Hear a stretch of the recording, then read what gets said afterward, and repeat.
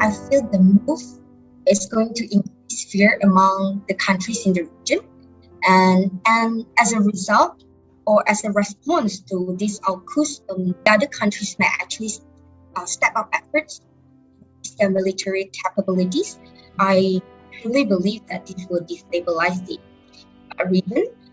It actually sends a fear to the countries in that region. Like we have our neighbors, we have someone with nuclear powered submarine. So what should be our response? They must do something. They couldn't just wait and see what will unfold.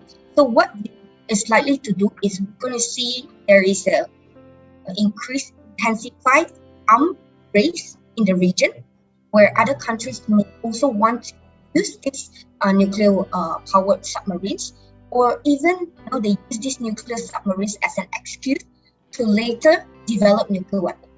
So as I say, I think this is a very damaging precedent set by the United States, Australia, and UK in forming this security pact to help Australia to develop its own nuclear power technology. So I would say yes, definitely it's going to destabilize the region,